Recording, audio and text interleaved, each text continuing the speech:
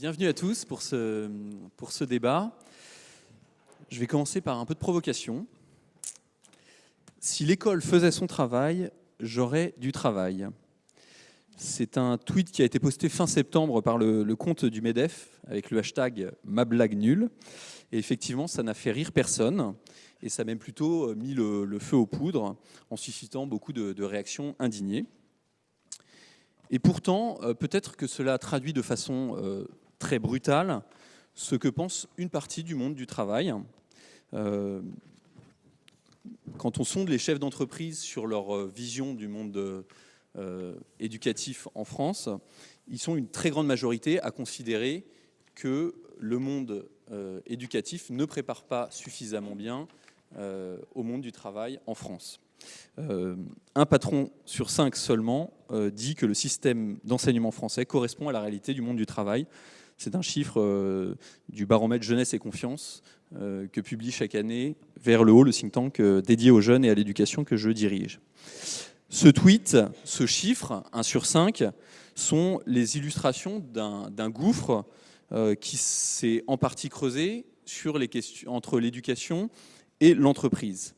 Il y a une partie du monde de l'éducation qui voit parfois la question de l'insertion professionnelle comme une préoccupation de second plan, voire une question parfois vulgaire, même dans certains cas. Lui préférant par exemple la question de l'égalité des chances, qui est très très présente dans le débat français. Et puis de son côté, il y a une partie du monde de l'entreprise qui s'est largement désengagée du champ éducatif, en attendant du système éducatif qu'elle lui fournisse des salariés prêts à emploi, clés en main, sans s'occuper vraiment de les former. Alors évidemment, je force volontairement le trait pour lancer le débat. Il y a beaucoup d'initiatives qui prouvent le contraire. Il y a beaucoup de ponts qui s'établissent aussi entre le monde de l'entreprise et le monde de l'éducation. Et c'est évidemment davantage de cela que nous voulons parler ce matin.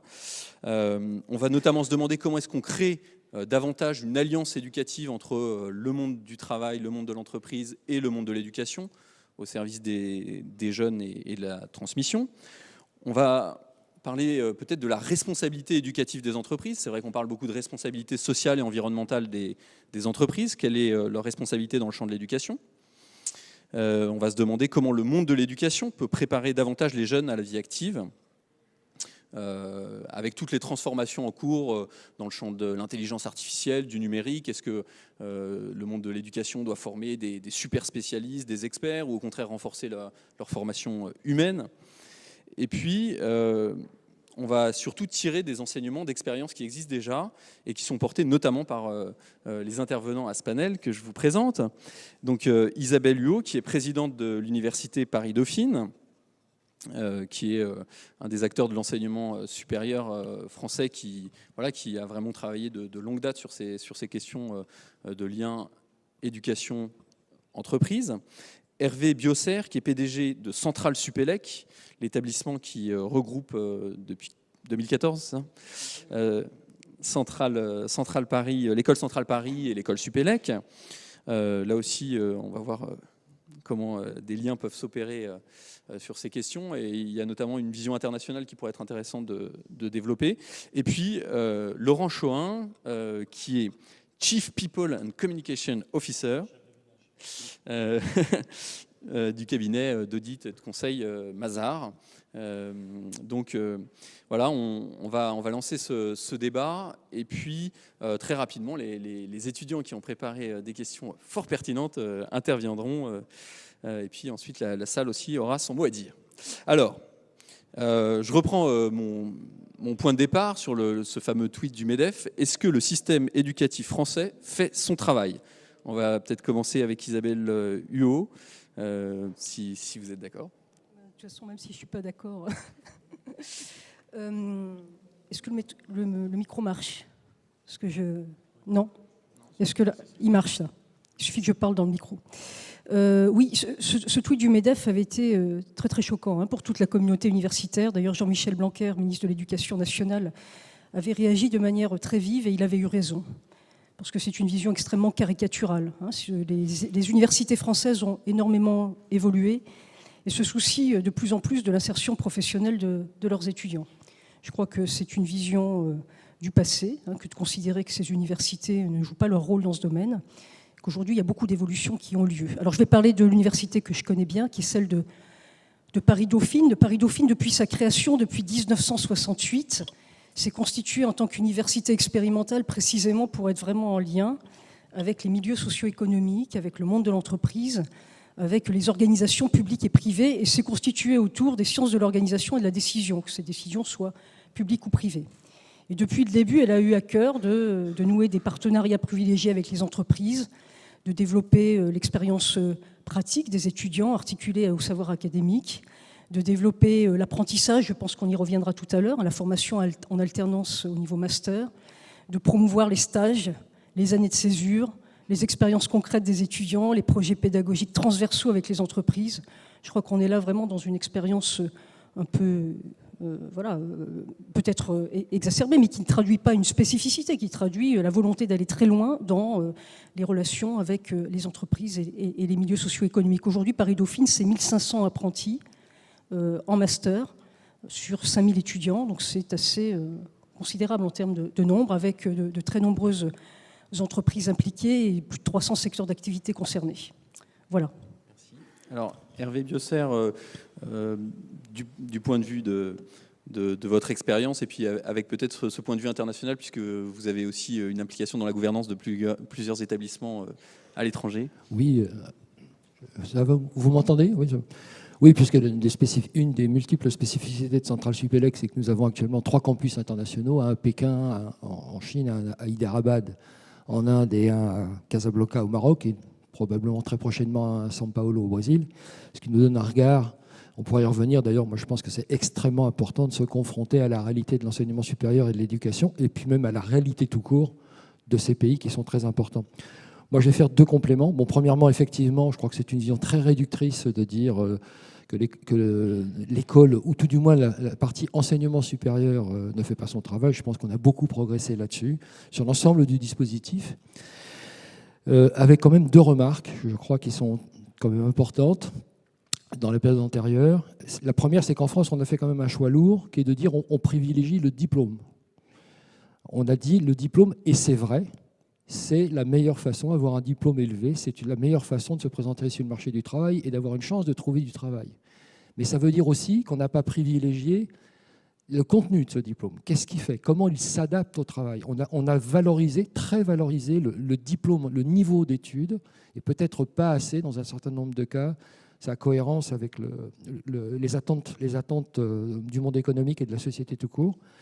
Et j'en veux pour preuve que dans les assises de l'enseignement supérieur qu'avait fait l'ancien gouvernement dans les années de mémoire en 2012-2013, on a été un certain nombre à poser systématiquement la question, mais quelle est la projection que fait la société sur ses besoins en emploi à l'horizon de 10 ans? Et nous n'avons pas eu de réponse.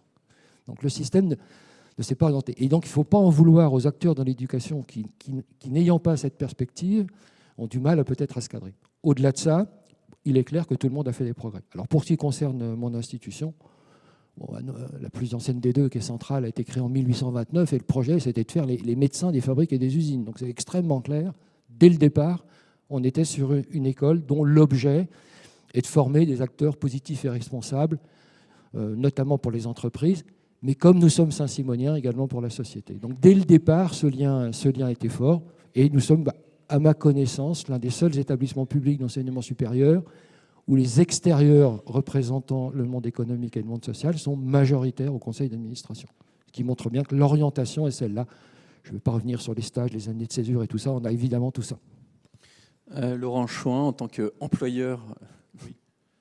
Bon, d'abord, la première des choses à noter, c'est que l'humour est une activité secondaire du MEDEF, ce n'est pas leur vocation, donc il ne faut pas leur en vouloir, c'est pas là-dessus qu'on les attend normalement. D'ailleurs, ce n'est pas là-dessus qu'il faut s'aventurer. Ce que je veux dire par là, c'est que le MEDEF est très français aussi en cela, c'est-à-dire qu'on est beaucoup dans une logique de chercher un coupable plutôt qu'une solution. La réalité, c'est quoi aujourd'hui? C'est que ni les entreprises, ni le monde éducatif ne savent où il faut aller, parce qu'on est dans un monde de rupture. Ça a été dit hier, par exemple, de manière très très claire. On l'a vu dans l'ensemble des débats qui animent la cité. Vous voyez, par exemple, aujourd'hui, le problème, je pense, une énormité dans la Cité de la Réussite et son thème cette année, mais je crois que le problème n'est pas la transmission, c'est la permission. C'est-à-dire que le problème, c'est que nous, on a envie de transmettre des codes, on a envie de faire qu'une sorte de monde qu'on a connu continue. Et alors qu'en face, on a plutôt des gens qui disent « laissez-nous inventer des codes nouveaux avec des systèmes nouveaux ». Donc déjà, premier élément, ni le monde de l'entreprise, ni le monde de l'éducation, à mon avis aujourd'hui, ne sont dans le match, mais comme personne n'est dans le match, par contre, tout le monde peut l'être. Et là, il faut revenir sur ce qui fait la spécificité peut-être de l'éducation en France. Vous savez, je parlais pour un monde que je connais très bien, qui est celui des écoles de management, puisqu'on a, avec Isabelle et Hervé, une très bonne représentation de vraiment ce que peut être le meilleur à la fois d'une école d'ingénieurs, appelons ça comme ça, et puis d'une université moderne et ouverte. Parlons aussi d'un système qui sont les grandes écoles de management français. Enfin, écoutez, c'est simple. C'est quoi la réussite de la France dans le monde? C'est quand vous avez une industrie ou un secteur qui surperforme par rapport au potentiel défini initialement pour ce pays. Donc le luxe, par exemple, c'est évident que la France est un champion du luxe. Mais de la même manière, quand vous avez 36 écoles dans le top 100 des écoles de management dans le monde qui sont françaises, c'est bien supérieur à ce qui est le poids économique de la France. Donc ça veut dire que là-dedans, on est un système d'excellence, on a des choses. Maintenant, une fois de plus, en France, l'idée, c'est de se dire on va être très très fort à ce qui ne va pas, etc. Et vous voyez de quoi ça vient?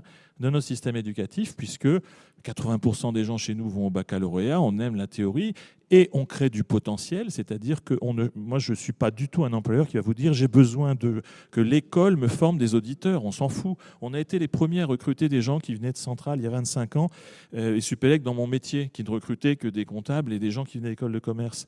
Pourquoi? Parce qu'on pensait que, vous voyez, pour aller chez nos clients, qui étaient des industriels, il valait mieux des gens qui avaient la bonne formation, le bon esprit global. Et après, la compta et tout ça, on allait leur apprendre. Mais des gens bien formés, vous leur apprenez en 3 mois. Par contre, ce qui est compliqué, c'est que si vous prenez des gens qui sont très bons en compta, les former à comprendre ce que c'est qu'une turbine ou qu'une refendeuse, pour partager un moment d'intimité avec Hervé, eh bien, il est évident que là, c'est pas possible. Donc, je crois qu'il faut respecter cette idée d'éducation française qui, historiquement, on est dans un lieu qui permet ça, à former des gens sur leur potentiel et pas sur leurs compétences. Et moi, ce que j'attends des écoles, c'est qu'elles me forment au potentiel des gens et pas à la compétence des gens. Ça, c'est mon métier après. Enfin, je veux dire, c'est le métier de l'entreprise d'aller pousser les compétences qui plus est, pour finir, sont super vite obsolètes maintenant. Donc, c'est surtout pas des compétences que je vais acheter. Je vais apprendre une capacité à... Vous voyez, dans le film, vous avez vu Richard Descoings, feu Richard Descoings, qui dit « ce qui est important, c'est d'apprendre à apprendre ». Plus encore aujourd'hui qu'hier. Donc, moi, j'attends pas du tout des écoles qu'elles me forment des gens compétents. C'est absurde. C'est notre métier, ça.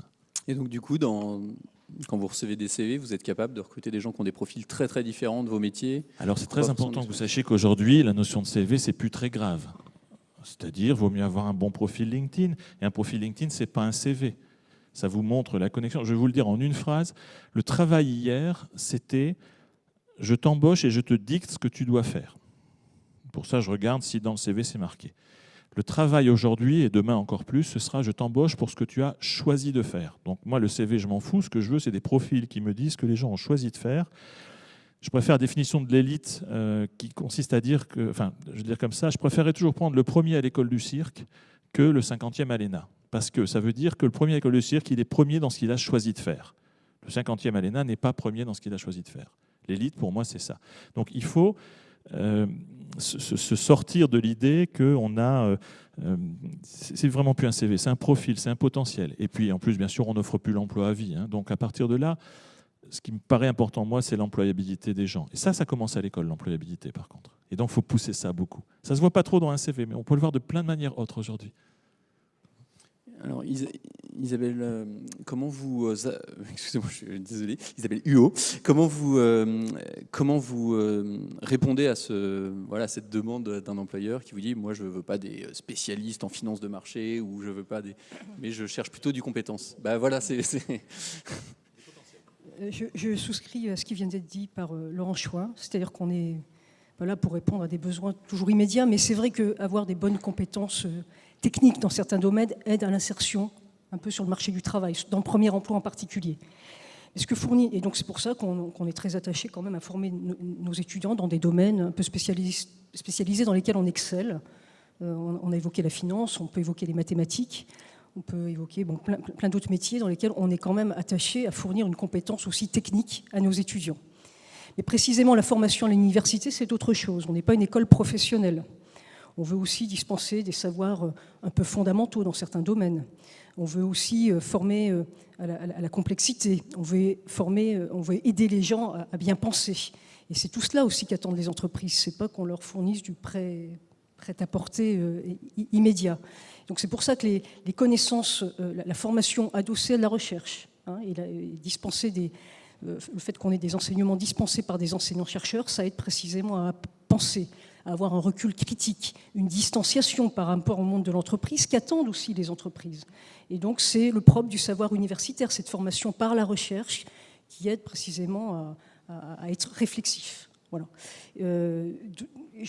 Je crois que, précisément, il faut éviter d'opposer les savoirs purement techniques et les savoirs académiques, les savoirs théoriques et le reste. Il y a une hybridation permanente des enchevêtrements qui permettent précisément de répondre aux besoins des entreprises et de la société de manière générale. Je rejoins ce que disait Hervé Biosser. On répond aux besoins des entreprises, du monde socio-économique. On répond aussi aux besoins d'avoir des citoyens éclairés, actifs, responsables pour l'ensemble de la société. Voilà. Et des acteurs qui soient aussi en mesure de transformer cette société. Sur la même question, déjà j'ai oublié de répondre à un aspect de votre question de tout à l'heure. Il faut voir que la densité des liens avec les entreprises dans le système français, c'est très supérieur à ce qu'on trouve à l'international dans les grands pays émergents. Très supérieur. Quand on est arrivé en Chine, la notion de stage était inconnue et les entreprises nous ont dit combien vous nous payez pour qu'on prenne un stagiaire. Vous voyez, c'était un petit peu dans l'autre sens que ce que nous on connaît. En Inde, c'est pas mieux.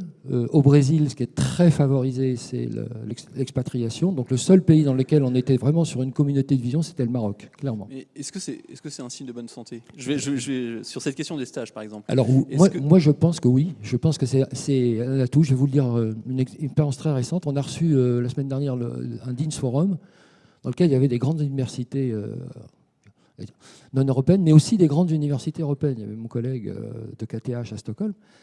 Et on est encore une fois revenu sur mais comment vous faites avec les entreprises ? Vous êtes super, vraiment. Nous, il y a des tas de choses qu'on ne sait pas faire. Et je vais citer une grande université internationale dans un pays voisin dont j'ai l'honneur d'être à l'advisory board de cette université, qui nous disait « Ah, c'est terrible, on est en concurrence avec l'université Tartampion. Nous, on a un atout parce qu'on fait des stages, et eux, ils ont un atout parce qu'ils font des projets. » Enfin, dans l'enseignement supérieur français qu'on connaît, ça fait très longtemps qu'on fait des stages et des projets et qu'on a passé cette étape-là. Donc, premièrement, il ne faut surtout pas croire que le système français dans les liens avec les entreprises il est en retard. Et les universités sont en train de beaucoup progresser dans ce domaine. Donc, je pense qu'on a là, au contraire, un atout qui nous est demandé. Sur la question que soulevait Laurent, moi, j'ai 2 remarques à faire. Pour être crédible, on ne peut pas être léger. Donc, il y a au moins un domaine où il faut qu'on ait montré qu'on est fort. Sinon, vous n'êtes pas crédible. Dans votre vie professionnelle, vous ne le serez pas. Deuxièmement, si vous aspirez à être des acteurs sociaux et économiques forts, des dirigeants, des gens qui ont de l'influence, malheureusement, il faudra que vous soyez capable de faire 3 trucs. Vis-à-vis de vos équipes, il faudra que vous soyez capable de leur donner de la hauteur. Dans le traitement des problèmes, il faudrait que vous soyez capable de donner de la largeur, de dire à vos équipes, mais attendez, vous n'avez peut-être pas pris en compte tous les aspects du problème. Et puis quand ça va mal ou quand les solutions ne vous plaisent pas, il faudra que vous soyez capable de descendre en profondeur et d'aller au fond des questions. Ce que on disait tout à l'heure, moi, mon directeur de thèse, il m'a appris une chose, c'est chaque fois que vous faites semblant d'avoir compris, vous perdez une occasion d'apprendre. Il faut aller profond. Donc votre capacité, il va falloir que vous développiez cette capacité à donner de la vision, prendre en compte tous les aspects d'une question, et quand c'est nécessaire, de descendre en profondeur et de poser les bonnes questions, même si vous n'êtes pas expert du projet. Donc je pense qu'on a... Et ça, je crois que les établissements d'enseignement supérieur, en particulier les plus prestigieux, ont compris ça. Je vais repartir sur un de vos développements tout à l'heure sur la culture du diplôme très très forte en France, où on s'intéresse plus au niveau de diplôme qu'au contenu du diplôme. Est-ce que c'est pas lié au fait qu'en France, la question de l'ascension sociale dans les représentations est liée au diplôme davantage qu'au parcours professionnel ? Et donc, est-ce que c'est pas lié à un défaut des entreprises de proposer des parcours d'ascension sociale à leurs salariés et montrer qu'on peut rentrer dans une entreprise avec une formation initiale courte et puis monter progressivement ? Je vous donne juste un exemple qui date un peu, mais il y a une étude qui avait été faite il y a quelques années sur le profil comparé des chefs d'entreprise des 200 plus grandes entreprises françaises et allemandes. Et dans les 200 plus grandes françaises, il y avait des chefs d'entreprise qui avaient une ancienneté plus réduite et puis qui venaient de 4 ou 5 grandes écoles que chacun connaît tous. Et puis, dans le monde des entreprises allemandes, il y avait des parcours plus diversifiés. Notamment, il y avait 20% des chefs d'entreprise qui étaient arrivés dans l'entreprise comme apprentis et qui avaient eu un vrai parcours d'ascension sociale par leur entreprise. C'était marrant qu'un Français donc fasse cette étude, Bauer, sur le sujet. C'est-à-dire c'est une lecture très française des choses. Si on veut regarder les KPI, il faut les regarder globalement. Combien il y a par exemple d'Allemands aujourd'hui qui dirigent des groupes non allemands? Combien il y a de Français qui dirigent des groupes non français? Quelle est la part par exemple des Français dans ce qu'on appelle la C-suite? La C-suite, c'est-à-dire en fait les gens qui sont chief quelque chose officer. Vous voyez, bon, donc c'est-à-dire en fait des cadres dirigeants des entreprises. Dans ces cas-là, il vaut mieux avoir de la data que des opinions. La data, LinkedIn vous la donne aujourd'hui. 500 millions de personnes dans le monde, la plupart de ces C-suites sont sur LinkedIn, donc ils vous disent voilà ce qui se passe. Donc ils sont capables de vous dire quelle est l'école qui mondialement forme le plus de dirigeants. Il y en a deux, c'est IMD et INSEAD. C'est absolument pas Harvard, Wharton, HEC ou quoi que ce soit, c'est IMD et INSEAD. Et donc c'est des chiffres, c'est pas une question de on pense que c'est plutôt mieux, etc. Le deuxième élément, tant qu'à parler d'études, il y en a une très sérieuse qui a été faite en 87 et qu'on a refaite avec McKinsey il y a 3 ans, et LinkedIn d'ailleurs, qui a été faite à l'époque par un type qui s'appelle Charles Handy. Pourquoi? Parce que Margaret Thatcher en 87 lui dit « Monsieur Handy, j'ai un petit problème, je voudrais que vous étudiez pourquoi il y a de moins en moins de dirigeants anglais à la tête des entreprises internationales. » Il fait l'étude sur, à l'époque, 5 pays, en l'occurrence le Royaume-Uni, les États-Unis, la France, l'Allemagne de l'Ouest, puisqu'on est encore du temps du mur, et puis le Japon. Et il montre un truc très simple.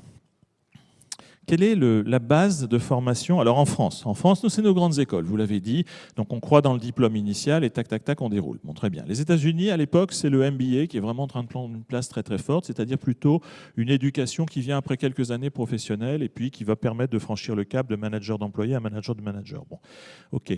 Le Japon, c'est très simple, c'est l'entreprise. 0. Le reste ne compte pas. Vous rentrez pour la vie dans une entreprise et c'est elle qui a la responsabilité de vous qualifier pour vous évoluer. Bon, très bien. L'Allemagne? Eh bien, l'Allemagne, c'est pareil, c'est plutôt le système d'apprentissage, c'est-à-dire le fait que moins de 20% des gens ont le bac, et puis, par contre, c'est très valorisé d'avoir fait autre chose, de venir. La plupart des CEO allemands, effectivement, c'est des gens qui étaient ouvriers, mais deuxième caractéristique, sont restés dans la boîte. Bien. Les Anglais, à votre avis, il y a combien de comptables formés en France ou en Allemagne chaque année? 4000. Quand je dis comptable, je mets dedans tous les gens qui ont une formation. Au Royaume-Uni, 120 000. Et ce qu'a montré Charles Handy, c'est que le système éducatif anglais repose sur la compétence de base d'être d'abord, quoi que vous fassiez dans la vie, quelqu'un qui sait compter et être dans un système comme celui-là. Conséquence de quoi? Vous êtes extraordinaire dans les premiers temps d'une vie professionnelle. C'est-à-dire que vous allez franchir vite des étapes jusqu'à, pour faire court, manager de manager. Mais quand il faut passer à des systèmes où vous devez inventer une vision, où vous devez commencer à avoir une lecture stratégique des choses, là d'un seul coup, tac, on perdait les Anglais. Et c'est au passage, grâce aux formations françaises, qu'on a pu avoir de plus en plus de Français qui aujourd'hui, encore une fois, de manière surprenante pour certains, mais il n'y a qu'en France que ça surprend les gens, dirigent des grands groupes, ou du moins sont très présents dans les strates les plus élevées des grands groupes. Parce que cette formation initiale existe. C'est une formation, encore une fois, d'apprendre à apprendre. Il ne faut pas perdre ça de vue. En France, on est toujours... j'aime bien la phrase de Sylvain Tesson qui dit les Français vivent dans un paradis et se croient en enfer, quoi, en fait. C'est ça qui est c'est peuplé de gens qui... Voilà. À ceci près que les parcours dont on parle là sont évidemment des parcours d'excellence et qu'on est quand même dans un système où il y a... Alors là, je vais être très incorrect politiquement. Bien évidemment, le sujet n'est pas forcément...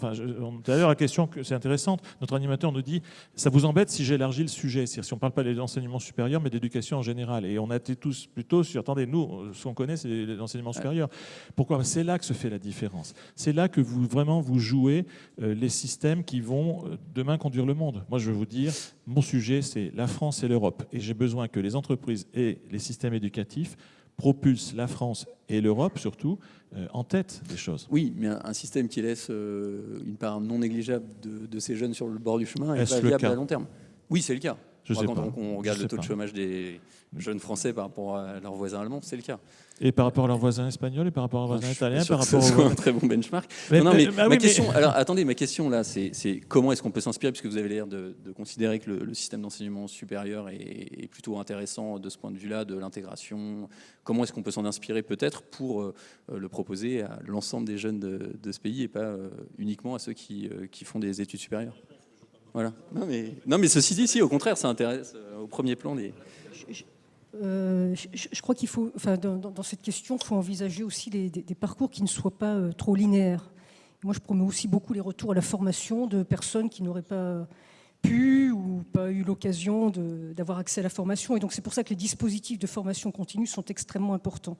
Il faut envisager, essayer de dépasser cette vision très linéaire et envisager des cycles dans la vie des individus qui leur permettent des retours à la formation.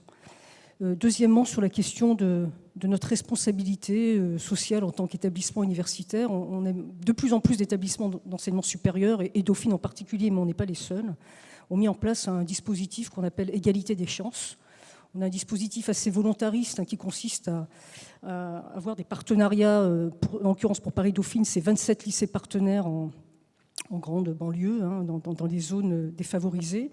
Et notre fondation Dauphine finance des cours pour des lycéens qui souhaiteraient avoir accès à l'enseignement supérieur. Donc on finance ces cours de façon à éviter l'autocensure en particulier, de façon à les sensibiliser à l'importance de rejoindre l'enseignement supérieur et la possibilité de le faire. Donc on est très actifs sur ce programme, très, très volontaire. On veut encore le développer en région. C'est une des actions communes. L'université toute seule, ou un établissement tout seul, ne va pas mettre fin à la ségrégation sociale. Mais en tout cas, chacun, là où on est, on peut essayer aussi de mettre en place ce type de dispositif. Et je sais que c'est de plus en plus répandu dans les établissements d'enseignement supérieur. Oui, enfin, la réponse est la même, effectivement, pour l'établissement que je dirige. Je dirais que une des clés, effectivement, c'est de travailler ensemble. Et il y a deux périmètres qui me paraissent importants. Le premier, c'est le problème du premier cycle. Le premier cycle universitaire. Et heureusement, le gouvernement actuel enfin attaque cette question. Enfin, bon, on le sait bien, il y a un chiffre qui est terrifiant. Je crois qu'à peu près les étudiants qui ont la licence, qui s'inscrivent en licence et qui ont la licence en 3 ans, c'est moins de 25%, ce qui est terrifiant. C'est absolument terrifiant. Alors on pourrait revenir. Bon, mon établissement, nous, on a choisi dans la répartition du plateau de Saclay d'être du côté de l'université de Paris-Saclay et pas dans le projet New Uni mené par l'école polytechnique. Une des multiples raisons pour lesquelles on a choisi d'être de ce côté-là, c'est qu'avec nos amis de l'université Paris-Sud, nous allons travailler ensemble sur le premier cycle. Et nous, ce qu'on va apporter, c'est justement ça, c'est aider à faire en sorte que ces licences soient de plus en plus professionnalisantes, parce qu'on pense qu'on a une certaine expérience, mais on le fait avec humilité, parce que le premier cycle, on ne le connaît pas bien. Et je pense que ça, il faut qu'on multiplie ce genre d'actions dans lesquelles des établissements à réputation professionnalisante comme le mien travaillent avec les universités sur le premier cycle. Et la vraie deuxième question, c'est qu'est-ce qui se passe au lycée? Alors, moi, j'ai le plaisir de voir que mon ami Jean-Michel Blanquer attaque aussi la question. Je pense qu'il y a une énorme réflexion à faire sur le lycée, et on voit bien que derrière ça, une des clés, mais c'est une tarte à la crème, ce que je veux dire, c'est la revalorisation des cycles courts. Enfin, on ne s'en sortira pas si on ne sort pas des idées que l'apprentissage, c'est fait pour des métiers bas de gamme, etc., et que les cycles courts, c'est pas terrible. Au contraire. Et la clé, on la connaît, c'est que pour faire de l'éducation, il faut être ambitieux, il faut être exigeant, il faut être excellent, quel que soit le niveau d'enseignement. Et je reprends votre expression.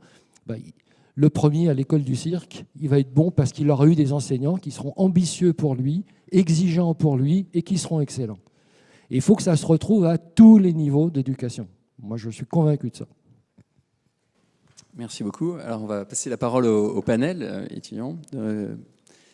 Merci. Donc, Paul avait une question pour commencer, ouvrir le bal. On ne vous entend pas.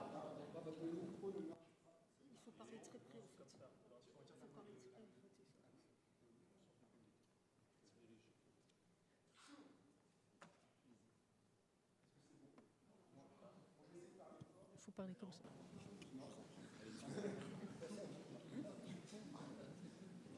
Est-ce que vous m'entendez? Alors, ma question sera générale Et en fait, elle portait sur que faites-vous pour promouvoir l'apprentissage, que ce soit du côté des grandes écoles et universités et aussi du côté des entreprises, afin que ce soit vu comme un dispositif d'excellence et non pas au rabais ou autre. Voilà, je vous remercie. Alors, par exemple, à Dauphine, comment s'est développé cet apprentissage et comment... J'en ai déjà dit quelques mots tout à l'heure. On a vraiment mis l'accent sur les formations en apprentissage à Paris-Dauphine. Vous m'entendez toujours pas? Donc c'est un problème général. Est-ce que là, tu parles comme ça doit marcher, regarde. C'était le micro qui ne fonctionnait pas.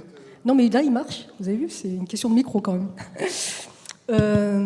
Oui, ce que je disais, c'est qu'on a vraiment essayé de développer la formation en apprentissage à Paris-Dauphine. Donc on a une licence qu'on a développée avec l'Allemagne, licence de gestion, avec ce dispositif-là. Et de manière plus générale, au niveau master, il y a à peu près 1500 de nos étudiants, je le disais tout à l'heure, sur quelques 1500 en master, qui sont formés en alternance. Donc ça signifie qu'ils doivent trouver leur formation en alternance, ce qui suppose pour eux un certain effort. Ils sont aidés par les dispositifs de l'université, on les aide à trouver leur alternance. Ça permet d'avoir une très bonne acculturation au monde de l'entreprise. Ce sont des étudiants qui se placent très bien professionnellement par la suite, qui connaissent le monde de l'entreprise, mais qui aussi sont capables de mettre en regard les connaissances théoriques qu'ils acquièrent avec la connaissance pratique qu'ils en ont dans l'entreprise. Donc c'est un dispositif qui est très attractif à Dauphine. Il est très attractif pour trois parties prenantes. L'entreprise elle-même qui considère que ce sont des ressources humaines de qualité qu'on fournit. L'étudiant lui-même parce que ça lui permet la bonne insertion professionnelle, et l'université aussi, pour laquelle c'est une source de financement, une source de ressources propres qu'on ne néglige pas non plus. C'est un des dispositifs de financement pour nous qui est extrêmement attractif. Donc un dispositif de formation intéressant où trois parties prenantes trouvent leur intérêt, et c'est très valorisé aujourd'hui, en tout cas dans notre université et par les entreprises. Donc l'école que je dirige, on a évidemment des voies par apprentissage dans nos cursus, en particulier dans le cursus, les deux cursus d'ingénieurs, puisqu'on délivre toujours le cursus d'ingénieur centralien et le cursus d'ingénieur supélec, mais l'année prochaine, ça sera fini, il n'y aura plus qu'un seul cursus. Et évidemment, il y a une façon de le faire en FISA, donc en formation initiale, par la voie de l'apprentissage. Moi, je crois qu'il y a, vu plutôt sur des niveaux d'études qu'on va qualifier d'élevés, il y a quand même deux questions majeures. Le premier, c'est qu'il faut libéraliser l'apprentissage. Il est beaucoup trop contraint pour ce qui nous concerne en particulier. Et je vais donner deux exemples qui montrent, pour les formations d'ingénieurs, on a l'obligation de démarrer, quasiment l'obligation de démarrer en première année. Alors vous imaginez un élève qui arrive à Centrale au Supélec, on lui dit attends, tu as 2 mois pour choisir Bouygues, la Société Générale. C'est trop tôt. Il faut qu'on puisse le faire sur des périodes plus courtes. Et deuxièmement, on a l'obligation de le faire en parallèle du cursus standard et sur la même durée. Donc c'est très difficile. C'est très très difficile parce qu'on va avoir des élèves qui vont avoir une partie plus traditionnelle d'études sur laquelle ils vont être à plein temps, et des élèves qui vont certes apprendre beaucoup de choses dans l'entreprise, mais qui sur la partie académique vont être en temps extrêmement contraints. Et si on rajoute que pour l'autorité qui nous donne le titre d'ingénieur, qui s'appelle la commission des titres d'ingénieur, en plus on veut que ce soit une voie d'ouverture sociale, on est dans un système qui est beaucoup trop contraint. Et on fera beaucoup mieux tout, à la fois le volet ouverture sociale, à la fois la délivrance de ces apprentis que les entreprises nous demandent, si le système est un peu plus libéralisé, moins contraint sur les aspects que j'ai donnés. Ce qui est terrible, c'est que la volonté de le faire est pourtant très grande des deux côtés, mais le dispositif actuel, de mon point de vue, doit être libéralisé. Il y a un deuxième problème, chers collègues, vous l'avez évoqué, c'est le problème du financement. Actuellement, dans un système qui était un système mixte, où on soutenait les apprentis et où une partie de l'argent des entreprises, elle soutenait les établissements, moi je comprends que dans un pays qui a 10% de chômeurs, on veut favoriser l'apprentissage, le soutien non pas aux établissements, mais à l'apprentissage. Malheureusement, la quasi-totalité des établissements d'enseignement supérieur ont bénéficié de l'apprentissage dans leur équation financière. Et comme vous le savez, l'équation financière actuellement des établissements d'enseignement supérieur en France, en particulier les établissements publics, elle est très préoccupante. Donc par conséquent, la deuxième chose, c'est que si on veut promouvoir l'apprentissage, il faut aussi sécuriser les établissements sur leur financement. Là, ici, tous les trois sur scène, on est confrontés à des mondes qui sont quand même sympas, parce que si vous voulez, la plupart de vos étudiants et la plupart des gens qu'on recrute sont des gens qui n'ont aucun problème d'insertion. Aucun. On est à la marge. Donc, je pense qu'il ne faut pas penser la question de l'apprentissage. C'est Paul, hein, votre prénom, c'est ça? L'apprentissage sous l'angle. C'est pas grave d'aller vers des choses qui semblent tabous en France. Je vais prendre un exemple. Moi, je lie totalement la notion d'apprentissage à la notion d'insertion professionnelle. Je crois que c'est ça le vrai sujet. Donc, avoir une politique d'apprentissage, c'est avoir une politique de meilleure insertion professionnelle des jeunes qui seraient les plus précaires ou les plus fragiles. Et c'est là-dessus, je crois, qu'il faut concentrer beaucoup l'effort. Nous, après, on en a fait un système parmi d'autres dans les grandes écoles, dans des entreprises comme la mienne, 28 ans de moyenne d'âge, 92% de gens qui ont plus qu'un master. Donc, il n'y a pas de sujet. Par contre, c'est vrai qu'aujourd'hui, il y a le débat de dire « Ah, mais c'est une forme pédagogique plus intéressante et nos étudiants de grandes écoles seraient mieux formés, etc. » Mais moi, je crois que la vraie question de l'apprentissage, il faut la penser sur les catégories qui sont exclues. Et du coup, évidemment, ça renvoie à l'idée que ah bah oui, mais dans l'apprentissage, c'est fait pour faire court les naufragés de l'emploi. Peut-être. Mais en tous les cas, s'il y a une politique à avoir, elle doit être une politique globale, nationale, sur ce sujet-là. Accessoirement, je reprends ce que disait Hervé tout à l'heure, il a tout à fait raison. Assez souvent, les entreprises se sont substituées d'ailleurs aux écoles quand soit il y avait des métiers qui étaient très spécifiques. Je vous donne un exemple. Si vous voulez voir ces 15 dernières années un très bel exemple de l'entreprise engagée dans l'éducation, vous prenez ce qu'a fait, s'appelle aujourd'hui Veolia. Il n'y a pas une université qui délivrait des brevets en traitement de déchets. Hein. Je vous rappelle ce que disait hier, par exemple, Idriss Aberkane dans le débat initial, c'est que c'est vrai que le traitement des déchets, ça peut être glamour, ça ne paraît pas comme ça, mais on n'y pense pas. Or, c'est un sujet d'avenir formidable, etc. Mais sauf qu'à l'époque, Veolia s'est clairement substitué à ce que n'offrait pas le système éducatif pour former des gens qui n'avaient pas de qualif et puis qui allaient apprendre un métier, conduire un camion, faire des choses, etc. Donc, il y a aujourd'hui, soit parce que le système éducatif ne permet pas de se former à des vrais métiers. C'était le cas dans l'hôtellerie à un moment aussi, il n'y avait pas assez de système de formation. Soit aussi parce qu'il faut se substituer et aider des gens à s'insérer dans l'emploi, des vraies politiques qui existent. Maintenant, ce qu'il faut, c'est passer de la charité à la protection sociale. Et de la même manière, il faut être capable d'en faire une cause nationale et quelque chose qui permette vraiment de travailler sur l'insertion. Et c'est pas sale de dire ça, c'est pas grave. Et il faut le faire comme tel.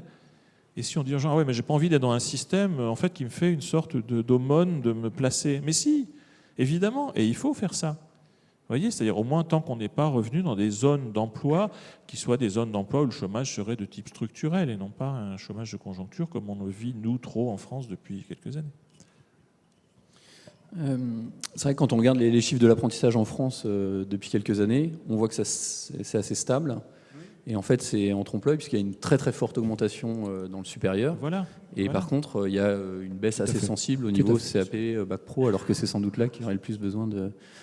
Mais alors, pardon, juste là-dessus, parce que c'est pas neutre ce que vous venez de dire. Vous voyez, l'effet pervers, c'est quoi? C'est que dans le même temps, tout à l'heure, je vous dis, génial, les grandes écoles françaises, par exemple, de management, sont super internationalement, sauf qu'elles le sont, c'est le low cost, high value. C'est-à-dire, on est sur des petits budgets comparés à nos grands confrères internationaux, et on a une performance d'enfer. Du coup, qu'est-ce que ça pose comme question? Le financement de ces écoles. Et comme ça pose le financement de ces écoles, du coup, ça pose la question des taxes d'apprentissage, parce que les chambres de commerce se désinvestissent, etc., etc. Et donc, qu'est-ce qui va se passer?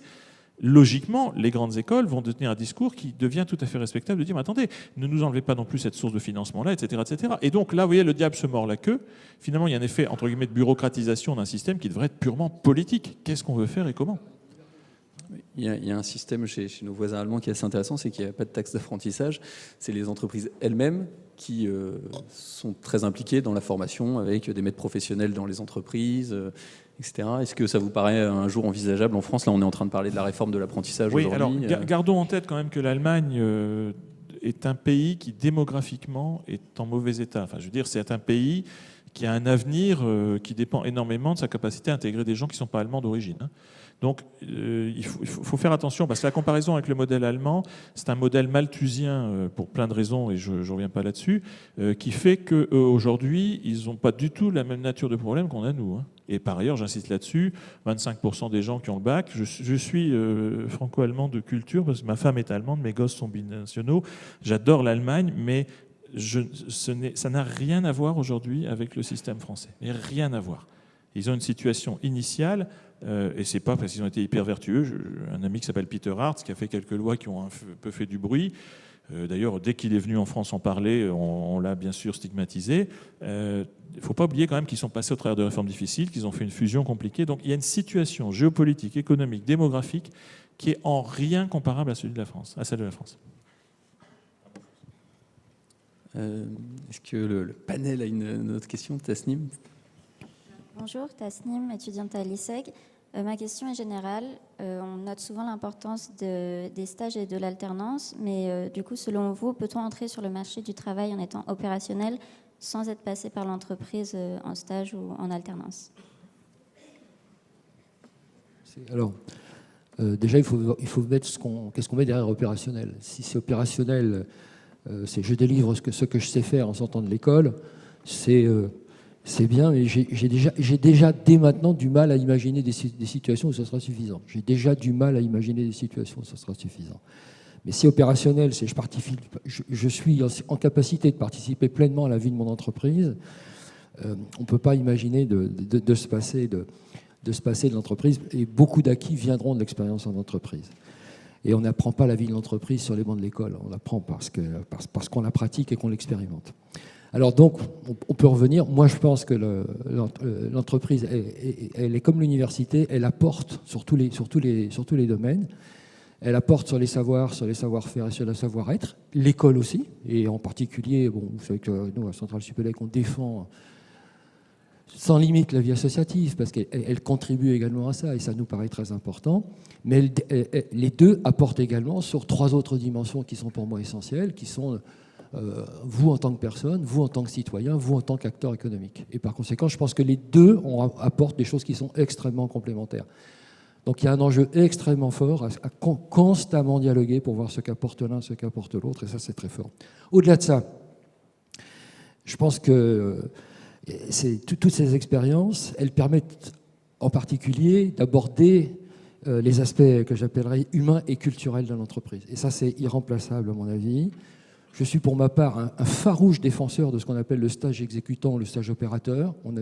On s'est rendu compte que dans les élèves qui arrivent dans nos écoles, quelle que soit l'école d'ailleurs sur la voie de concours, près de 70% n'ont aucune expérience concrète du travail.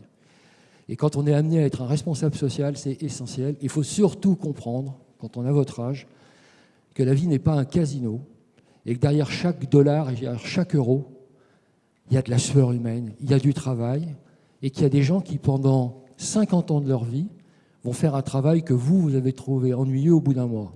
Et ça, c'est essentiel. Il faut avoir ça. Et enfin, le séjour en entreprise, il vous permet aussi, connaissant la vie de l'entreprise, comment elle fonctionne, sur quelles valeurs elle travaille, ça vous aide énormément dans vos choix professionnels.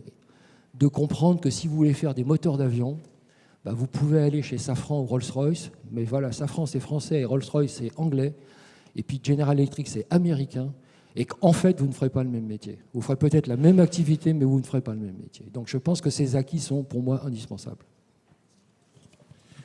Oui, moi j'ai une fierté chez Mazars. Enfin, il y a 3 trucs. On fait partie des 5 employeurs préférés de leurs salariés. Je ne parle pas dans mon métier, dans l'audit en général en France. Et puis, il y a 2 trucs que je regarde chaque année. C'est Happy Trainees, Happy Beginners. C'est des classements mondiaux sur les stagiaires heureux. Et là, je tiens à ce qu'on soit premier, et on se bat, on est premier. Et Happy Beginners, c'est les gens qui ont moins de 3 ans d'expérience et qui disent « Ce pourquoi je suis venu dans cette boîte, quand je suis dedans, ça ressemble à ça ». Vous savez, c'est la fameuse blague du DRH qui se tue en voiture. Le Saint-Pierre lui dit « Alors enfer ou paradis ?» Et puis, il dit, paradis, évidemment. Quoi. Si vous m'avez bien sûr de vous pour un DRH, il dit, je vous donne un jour d'essai dans chaque. Le premier jour, il va en enfer, mais enfin, c'est une sorte d'open bar. C'est-à-dire, c'est pas du tout l'enfer de Dante. C'est un truc où les gens crient trop fort, boivent trop, etc. On fait une grosse fête. Quoi. Bon. Deuxième jour, le paradis, c'est plus conforme. C'est des gens qui jouent de la harpe sur des nuages, moins net. Et quand Saint-Pierre lui repose la question, il dit, alors, enfer ou paradis, finalement? Il dit, j'aurais jamais cru dire ça, mais je crois que je préfère l'enfer, en fait.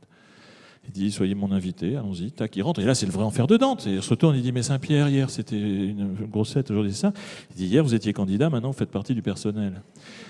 Ben oui, mais sauf que, vous voyez, on rigole de ça, sauf que moi, vraiment, comme DRH, je pense que c'est cette catégorie-là qu'il faut bien traiter. Donc, si je reprends ce que vous dites, c'est pas très grave que vous soyez techniquement au point, mais j'aime bien en France, même, vous voyez, le stage de troisième, là, quand les gens viennent passer une semaine en entreprise, tout le monde s'en moque, etc. Mais c'est plus important qu'on pense. Il y a une forme de dédramatisation, de démythification, et puis de l'autre côté, de donner envie. Alors par contre, évidemment, si vous faites une semaine à vous emmerder dans un univers un peu pourri avec des petits chefs, là, ça donne pas envie. Ça arrive. Moi, j'ai vécu des cas où les gens étaient très démotivés. Donc c'est pour ça que je pense au contraire. Et nous, le petit effort qu'on doit faire, c'est celui-là. On doit être, vous savez, les entreprises sont des univers fermés. Moi, ma grosse bataille, c'est qu'il faut s'ouvrir. Quand on fait une université entreprise, elle sert quoi? Les populations de cette entreprise. Mais non, il faut être ouvert, il faut qu'on soit des univers qui accueillent, qui intègrent, qui se vendent mieux aux gens, qui montrent que bon, voilà, c'est des trucs normaux, c'est la vie.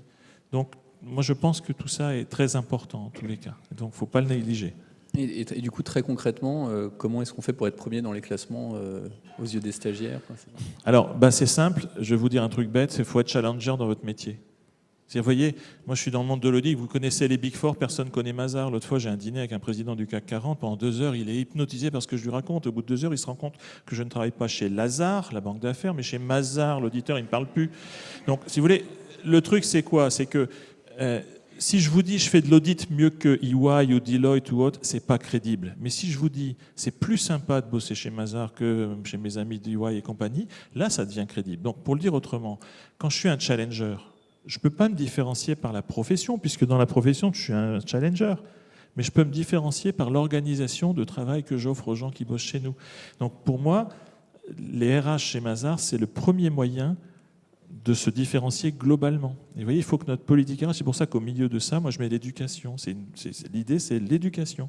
Il faut que les gens, même s'ils restent que 2-3 ans, ils se disent, quand je me retourne sur mon expérience, c'est quand j'étais chez Mazars qu'il m'est arrivé quelque chose. Donc pour ça, moi, ma promesse employeur, c'est de dire, venez pas chez nous pour bosser ou pour un salaire, venez apprendre. Ça durera ce que ça durera, vous partirez quand vous voudrez, mais vous aurez appris quelque chose. Donc je ne suis pas un DRH de la rétention, je suis un DRH de l'employabilité. Vous voyez.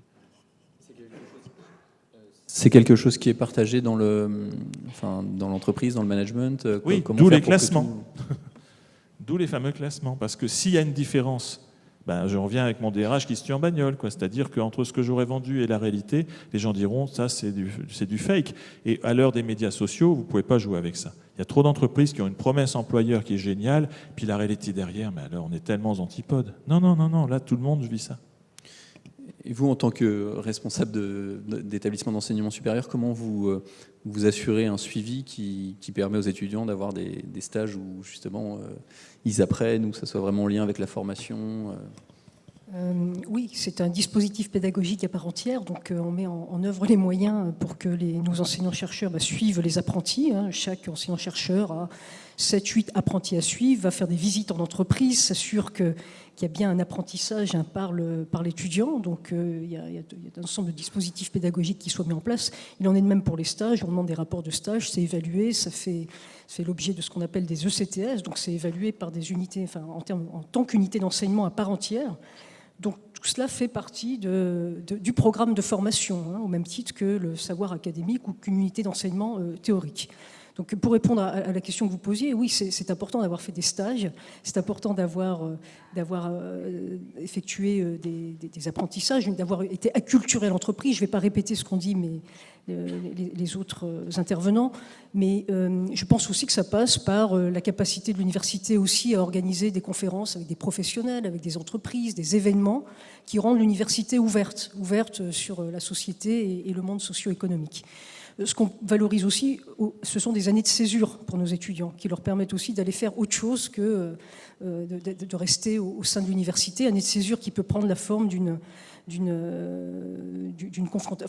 insertion dans une ONG, par exemple, de travail dans une ONG, d'un voyage autour du monde, qui permet d'acquérir des compétences que valorisent aussi beaucoup les entreprises, des compétences d'ouverture qui ne sont pas directement opérationnelles, mais qui permettent d'acquérir ce qu'on appelle un peu aujourd'hui, ce terme à la mode, des soft skills, des capacités à intégrer ce monde socio-économique qui requiert d'autre chose que du savoir purement théorique. Je crois que ces questions, elles sont absolument fondamentales. Elles sont structurelles, d'ailleurs, dans le fonctionnement de mon établissement. Et je vais vous dire à peu près comment on le présente. Ce que je dis, moi, aux élèves de Centrale Supélec, quand ils arrivent sur le campus, après le concours, c'est Vous êtes rentré à Centrale Supélec, bravo. Et vous aviez donc un objectif, c'était de réussir le concours. Et puis pour ça, vous aviez un point fort, c'était en gros les maths et la physique. Là, vous êtes super bon, là. Il n'y en a aucun doute là-dessus. Vous avez encore beaucoup à apprendre, mais vous êtes bon. Et dans 3 ans ou 4 ans, puisqu'il y a beaucoup d'années de césure, enfin on a presque la moitié de nos élèves qui font une césure, tous font au moins 6 mois à l'international, donc c'est plutôt 4 ans que 3 ans quand on regarde la réalité. Et je leur dis, maintenant vous avez à nouveau un objectif, c'est de préparer votre projet professionnel, d'être prêt quand vous allez sortir, et on accepte même d'étendre ça à votre projet de vie. Après tout, on accepte cette dimension-là parce qu'elle nous paraît importante. J'ai du mal à imaginer un projet professionnel qui n'est pas couplé à un projet de vie. Et on accepte cette dimension. On n'est pas des psys, mais on est là pour vous aider. Et pour ça, il va falloir que vous développiez dans 4 champs. La science et la technique, parce que vous êtes des ingénieurs. L'entreprise, parce que c'est là où, pour la plupart, vous allez exprimer votre talent. Le monde, parce que ça va être votre terrain de jeu. Et vous, en tant que personne. Voilà ce qu'on vous dit. Et pour ça, on va vous accompagner. Donc, on a mis en place des formes pédagogiques. Si vous discutez avec les élèves de Centrale Supélec, ils vous parleront des ateliers dans lesquels on fait réfléchir individuellement et en groupe les élèves sur qu'est-ce que c'est pour moi qu'être ingénieur au XXIe siècle, qu'est-ce que j'ai vraiment envie de faire, voilà. Et puis parallèlement, des systèmes de tutorat, des systèmes d'accompagnement ouverts, voilà. Et comme d'habitude, chacun est libre de son implication. C'est-à-dire, on prend ou on ne prend pas, selon son niveau de maturité, mais ça, c'est à disposition. Et je pense que c'est essentiel. C'est très perturbant de sortir de prépa ou du bac et puis d'arriver dans un univers qui devient ouvert. Et c'est essentiel qu'on aide justement à la maturation de ce projet, surtout entre 19 et 22 ans, au moment où on passe de la vieille adolescence au jeune âge adulte. Je crois que c'est très important qu'on mette des formes pédagogiques adaptées à cette évolution. Alors, un des 2 Lucas, parce qu'on a 2 Lucas dans le panel, avait une question justement sur cette complémentarité entre l'école et le monde de l'entreprise. Oui, du coup, c'est Lucas Podesta. Donc, j'étudie le marketing digital en alternance. Et la question que je me pose, c'est, vous parliez tout à l'heure, Hervé Biosser, des managers, du fait qu'il doit prendre de la largeur et plus particulièrement de la hauteur. Mais comment un manager peut-il prendre de la hauteur lorsqu'il n'a jamais effectué le travail de ses subordonnés? C'est une question qui m'est adressée. Alors, déjà, je vais vous répondre. Moi, j'ai une conviction personnelle, je ne crois pas au chef galonné. Vous n'êtes pas chef parce qu'on vous a mis des galons. Vous êtes chef de quoi que ce soit parce que les gens qui travaillent avec vous vous reconnaissent comme chef. Ça, c'est la première chose. Et pas plus alarmé qu'ailleurs, d'ailleurs. Moi, j'ai le souvenir d'une conférence extraordinaire du général qui commandait les troupes françaises à Srebrenica et qui expliquait que pour 10 secondes d'intervention critique, il y avait 2 ans de travail avant, de psychologie, etc. Discuter aussi avec un commandant de sous-marin nucléaire. Vous allez voir que c'est un métier extrêmement psychologique, extrêmement dans la relation. Vous imaginez 110 types, parce que c'est essentiellement des hommes actuellement, qui vont partir pendant 3 mois, qui vont être où personne ne saura où ils sont. C'est quand même très très dur. Voilà.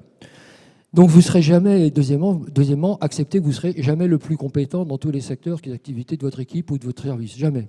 Donc par conséquent, il faut jouer sur d'autres échelles. Et vous serez chef parce que vous saurez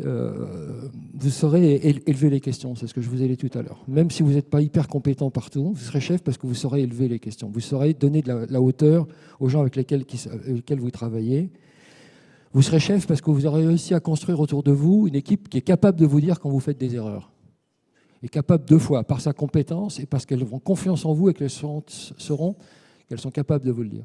Il y avait un PDG d'Avis, j'avais lu un article qui disait, en gros, quand je me retourne sur ma carrière, 25% des décisions que je me suis proposé de prendre, excusez-moi, j'ai de grossesse, c'était des conneries. Mais si j'étais le chef, c'est parce que j'avais autour de moi des gens qui étaient capables de me le dire. Voilà, donc ça, c'est la deuxième chose qui est importante. Troisièmement, je vous l'ai dit tout à l'heure, parce que vous saurez descendre profond avec votre bon sens, avec vos connaissances, même dans des sujets que vous ne connaissez pas. Vous serez capable de remettre en cause les évidences, les choses, etc.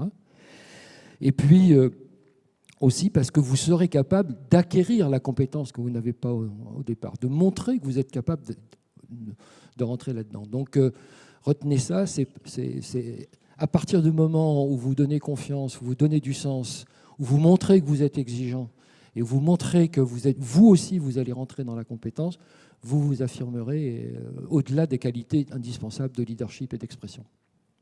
Merci, Lucas. Bonjour, deuxième Lucas du panel, du coup. Avec l'entreprise apprenante, est-ce que le modèle de l'école comme lieu de formation théorique et le lieu de l'entreprise comme formation pratique est-il complètement révolu?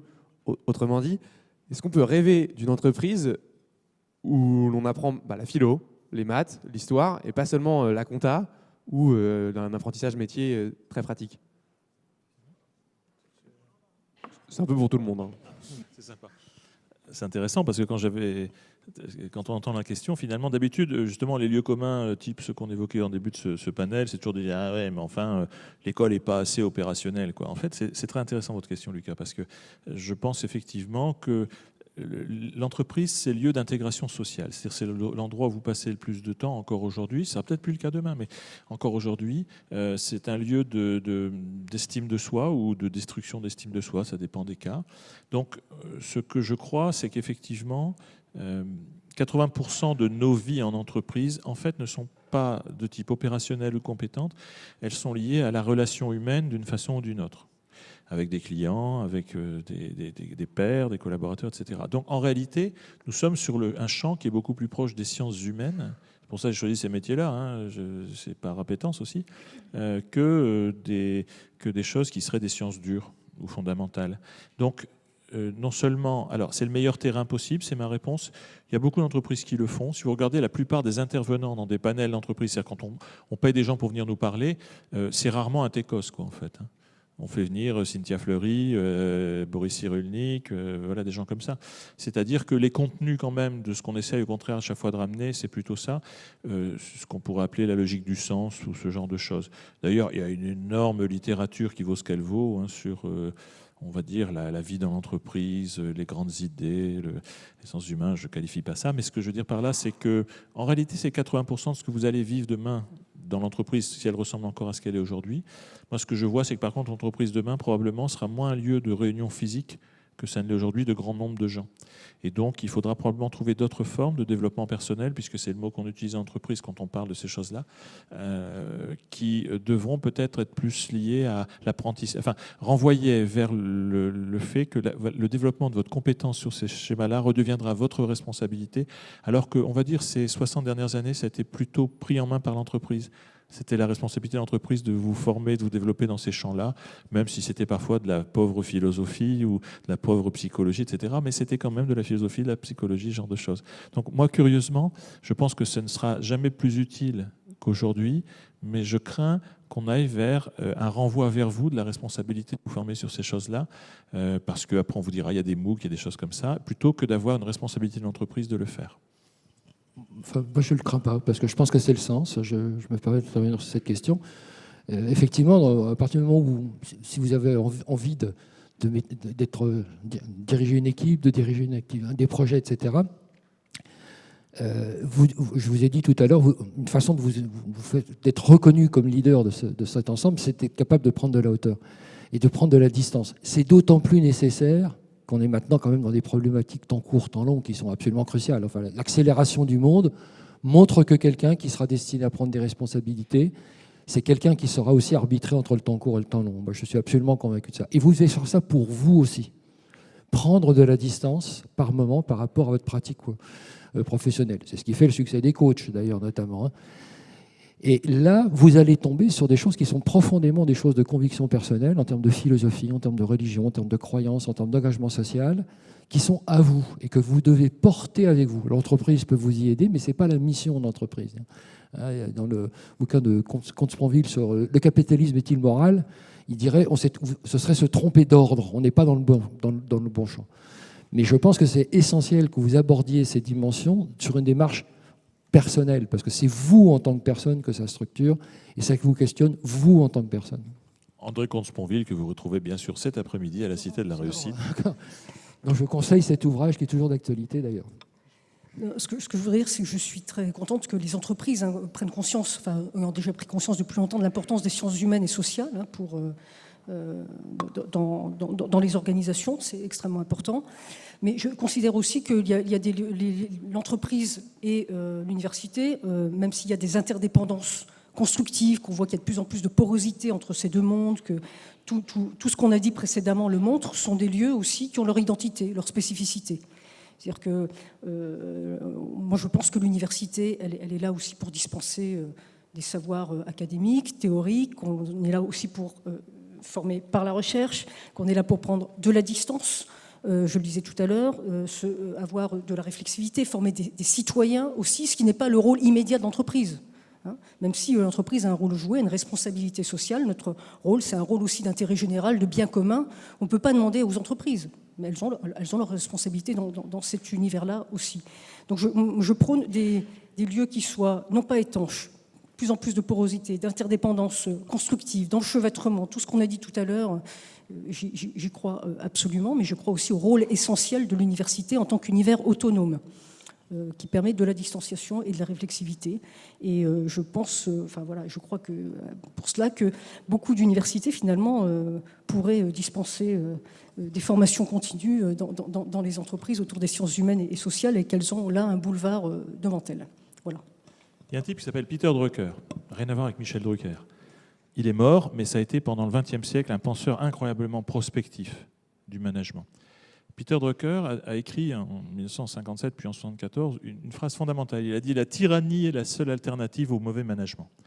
On vit dans un monde d'organisation, et si pour faire court, toute la journée vous avez été brimé par un petit chef, le soir vous votez Front National.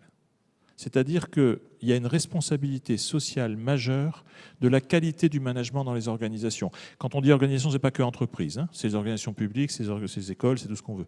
C'est-à-dire que s'il n'y a pas dans un pays une qualité des couches intermédiaires d'organisation et de régulation de cette société, alors vous faites le lit de la tyrannie et de la dictature.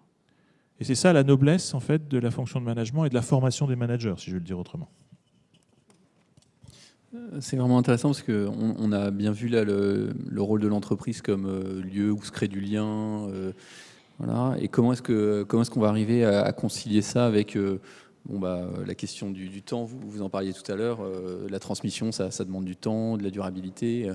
Comment est-ce qu'on arrive à gérer ça avec les contraintes financières qui demandent parfois du court terme, de l'agilité, etc. Et puis, sur le champ du travail particulièrement, comment est-ce qu'on arrive à concilier ça avec les évolutions, l'ubérisation du travail, le fait que le salarié n'est peut-être plus salarié, justement, enfin le travailleur est peut-être moins en lien direct avec l'entreprise. Ça fait partie des sujets sur lesquels vous travaillez dans la formation des futurs managers et puis vous dans votre structure.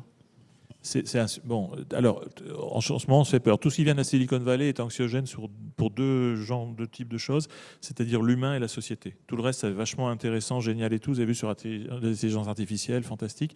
Sauf que, évidemment, on se dit, mais merde, nous là-dedans. Donc, on est d'abord à un moment où il faut absolument passer un vrai temps de réflexion. Il faut philosophiquement réinventer le monde qui va avec cette rupture technologique. 2, le management, c'est une technologie sociale. C'est-à-dire que, comme la technologie, il faut le penser comme tel, il faut le réapprendre, il faut le bouger, il faut le faire tourner.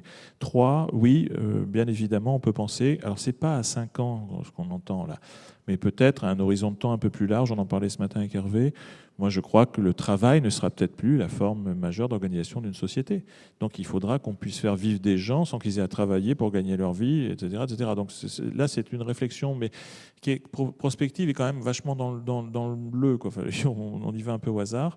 Ça ne sera pas à l'échelle de nos vies à nous, je pense, ça. Mais, par contre, c'est à l'échelle de nos vies à nous que ça va se préparer ou commencer à s'ouvrir. Et après, à nous d'accélérer ou pas. Je continue de penser que, bien évidemment, on essaie de réfléchir à ça. Pour être tout à fait honnête, aujourd'hui, on subit plus la vague qu'on ne la surfe. Et c'est pour ça qu'il faut qu'on fasse un travail de garder foi dans le fait qu'à un moment ou à un autre, on va voir plus clair que maintenant. Voilà, c'est ça mon sentiment. Sur cette question, moi j'avais envie d'ajouter, effectivement, on a parlé de temps court, temps long. Pour moi, c'est extrêmement important face à l'accélération du monde. Je pense qu'il y a deux choses à prendre en compte. Premièrement, effectivement, je partage tout à fait ce que dit Isabelle, les lieux ont de l'importance, les lieux ont une culture, ils peuvent apporter quelque chose. L'université ou les écoles, c'est quelque chose, l'entreprise, c'est une autre chose. Il faut qu'elle dialogue, mais il ne faut surtout pas croire que ça va se mélanger dans une espèce de gloubi-boulga indifférencié. Ça, c'est pas bon. Il faut savoir... Moi, je crois beaucoup, par exemple, qu'une institution n'oublie jamais ses fondateurs, n'oublie jamais la culture qui a été mise. Et ça, c'est important de préserver ça, parce que c'est porteur de valeurs, c'est porteur de sens, c'est porteur d'histoire, qui sont des choses extrêmement importantes. C'est d'autant plus important que des frontières tombent. Alors, il y en a énormément qui tombent, mais en ce qui nous concerne, il y en a un certain nombre qui vont tomber. Hein, effectivement, il y en a une qui est, à mon avis, très importante, c'est la frontière entre la formation initiale et la formation continue. Elle va complètement disparaître. Et les acteurs sociaux vont être de plus en plus responsables de leur formation. Donc ça, ce sont des frontières qui vont tomber. La proximité des entreprises et des universités va être de plus en plus grande. Il faut se poser, par exemple, la question de qu'est-ce qui se passe si demain, je dis n'importe quoi, un grand cabinet de conseil décide de faire du MBA. Après tout, il a tout ce qu'il faut. Il a les cas d'entreprise. J'en connais un. Voilà, j'en connais un. Moi, je pense que c'est un petit peu mélanger les genres. C'est un petit peu mélanger les genres et que ça peut être extrêmement dangereux parce que socialement, ces types d'institutions ont leur rôle.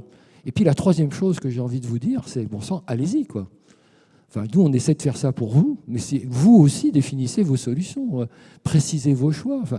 Enfin, c'est pas moi qui vais faire le 21e siècle, hein, c'est vous. Moi, compte tenu de mon âge et de mes cheveux blancs, c'est terminé. Enfin, voilà.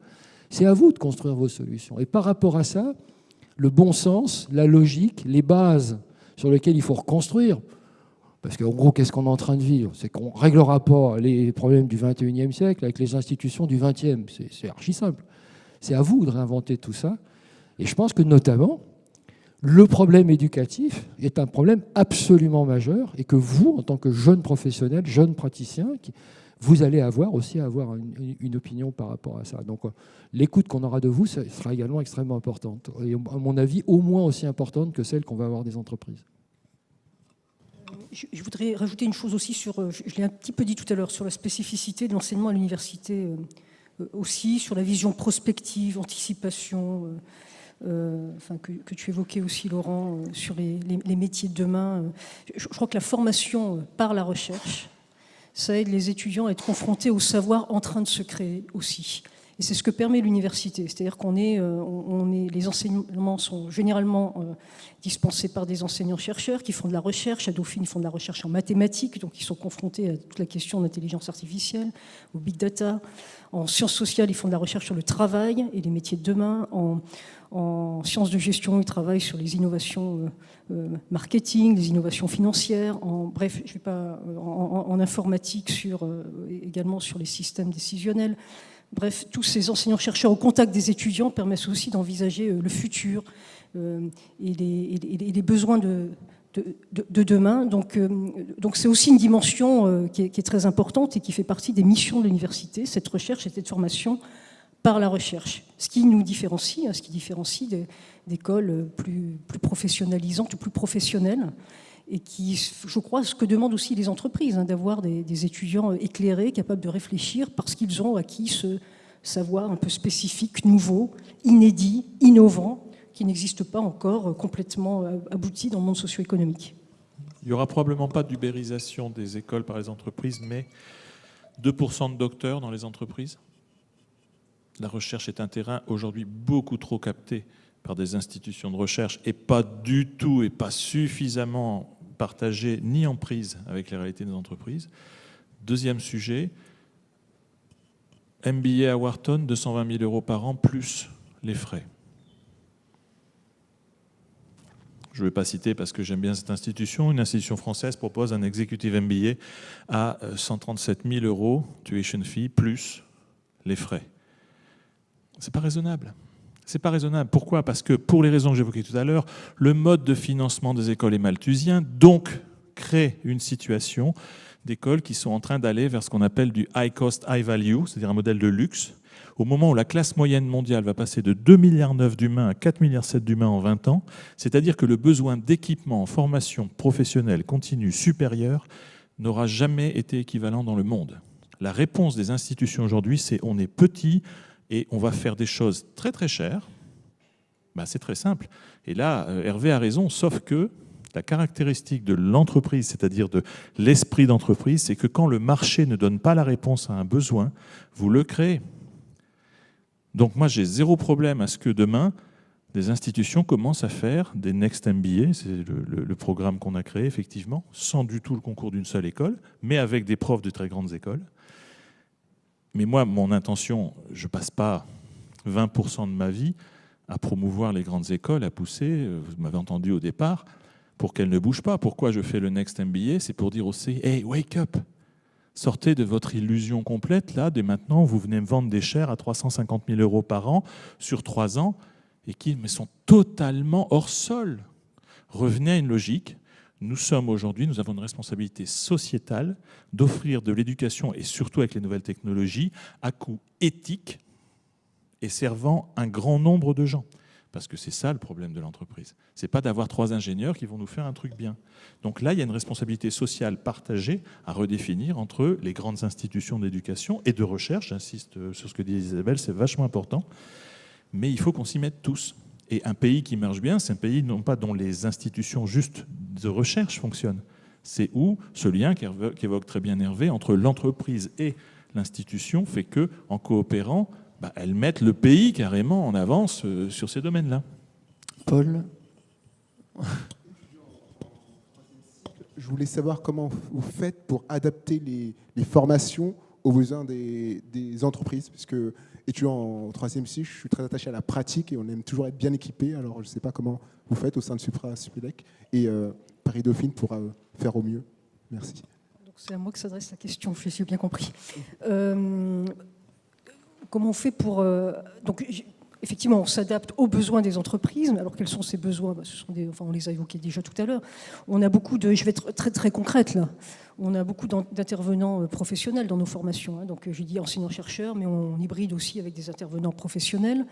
On a des professionnels qui interviennent dans nos comités de perfectionnement de programmes de formation. On a des partenariats rapprochés avec les entreprises.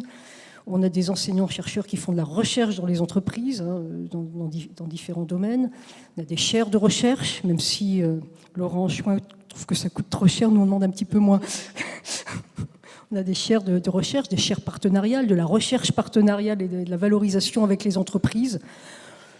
On a des personnalités qualifiées dans notre conseil d'administration qui viennent du monde des entreprises, dans notre advisory board qui viennent également du monde des entreprises. Bref, on a tout un écosystème auquel on est très en prise finalement avec le monde des entreprises. Mais je vais redire ce que j'ai dit. Quels sont les besoins des entreprises ? C'est évidemment que les formations que l'on dispense soient bien en phase avec les métiers d'aujourd'hui et de demain. C'est de les équiper sur le plan, d'équiper nos étudiants sur le plan technique, sur le plan professionnel. C'est de faire en sorte qu'il y ait une bonne adéquation. Mais c'est ce que demandent, je crois, aussi les entreprises. On en revient toujours à notre point de départ. Ce sont des étudiants bien formés sur le plan intellectuel, qui soient des étudiants qui soient aussi cultivés.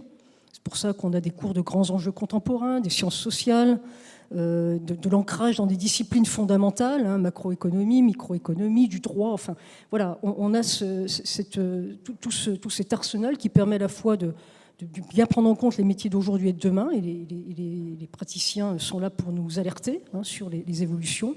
Mais on a aussi une responsabilité de former des gens qui soient bien équipés sur le plan intellectuel. Moi, j'aime bien cette phrase du président de New York University, Andrew Hamilton, qui a fait une tournée récente en Europe et qui a dit le rôle de l'université, c'est de former, d'exposer les étudiants à la complexité du monde. Je crois qu'on est là aussi pour exposer à la complexité.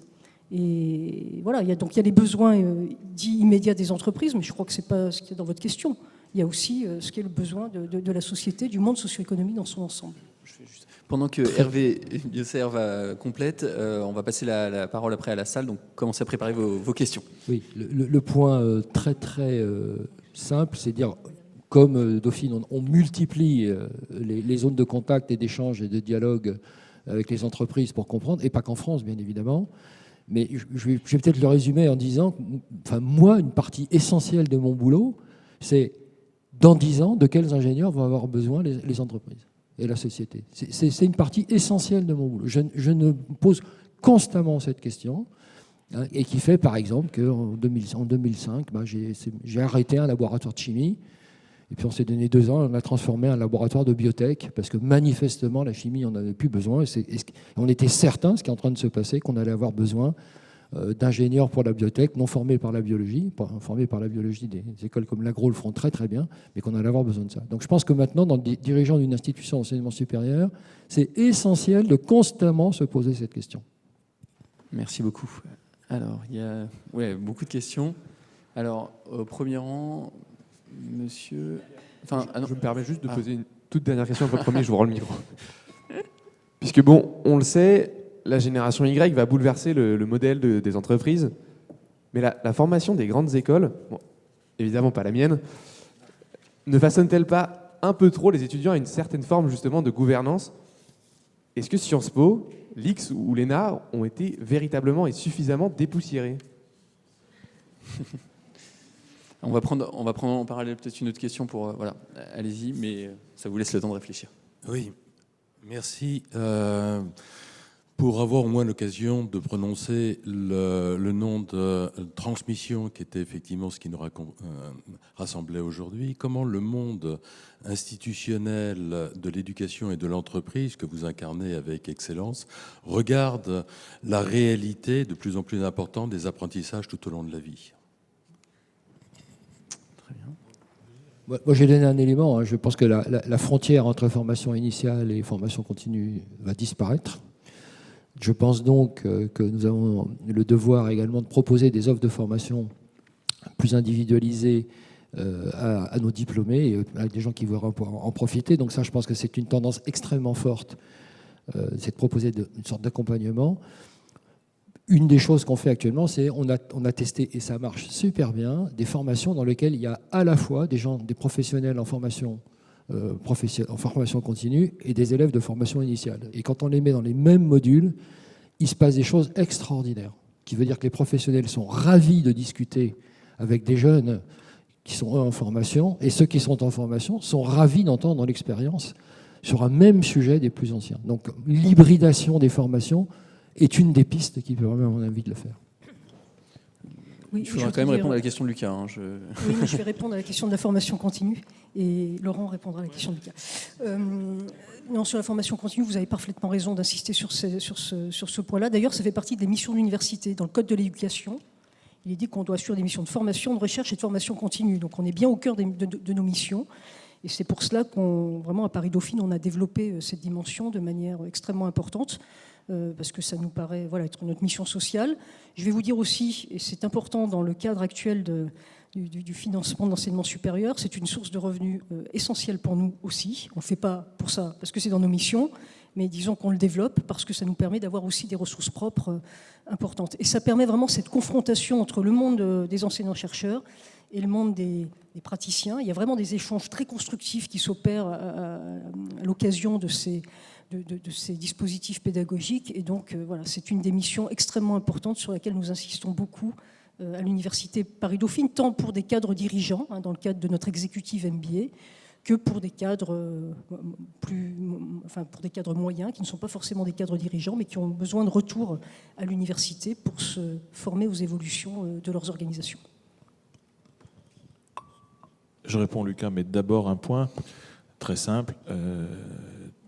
Aucun intérêt du débat sur le Code du travail, intérêt majeur du débat qu'il va y avoir sur la formation professionnelle. Si on fait une petite incursion politique là, dans les trucs qui viennent, et vous verrez que là-dessus, curieusement, le grand public sera moins intéressé par ce débat qu'il n'a été par la capacité à avoir des sortes d'escarmouches sur la question de la réforme du droit du travail.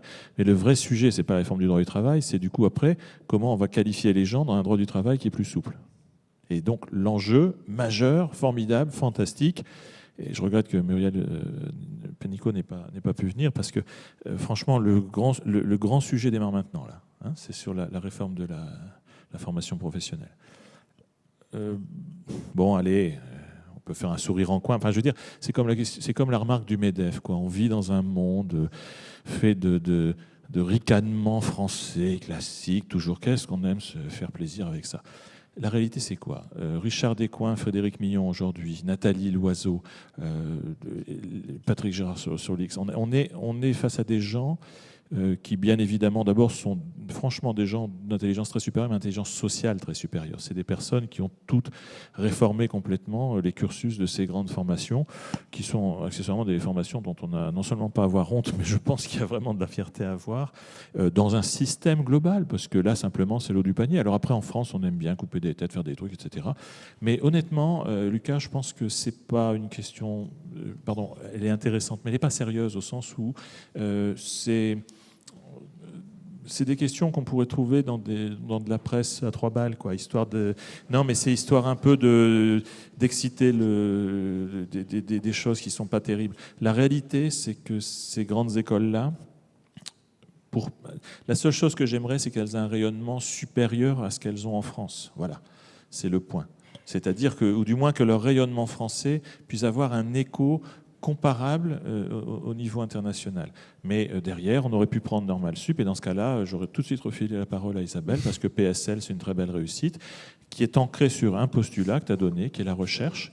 Et voilà, et on a, vous voyez l'effort qui est fait pour que nos grandes écoles aient une surface, un volume plus fort, c'est ce qu'Hervé disait aussi sur sa clé. Voilà, qu'est-ce que ce monde français de l'éducation se réforme depuis 25 ans? C'est exceptionnel, c'est exceptionnel. Alors, juste sur l'ENA, c'est pour dire que l'ENA rejoint PSL, donc c'est une capacité à évoluer de manière dans la salle, il y a une question tout au fond. Madame, voilà, merci. Allez-y. Pardon, excusez-moi. Je trouve qu'il y a eu un grand absent dans... Le thème, c'était l'éducation et l'entreprise, et il y a eu un grand absent, c'est quand même le premier cycle et le second cycle, collège et lycée. Alors, vous l'avez un petit peu évoqué tout à l'heure. Je ne sais pas si vous êtes à même de répondre dans la mesure où vous recevez, on va dire, l'élite. Mais il y a un vrai sujet de la connaissance, de l'idée de ce que peut être une entreprise au sein de l'école, qui est un milieu très clos, qui a souvent un regard plutôt négatif. J'étais enseignante, hein, donc je sais de quoi je parle. Qui a souvent un regard négatif sur l'entreprise, et c'est un drame. Donc, ça me paraît, moi, être tout à fait un drame pour que les jeunes puissent se construire un projet. Oui. Voilà. Alors, est-ce que...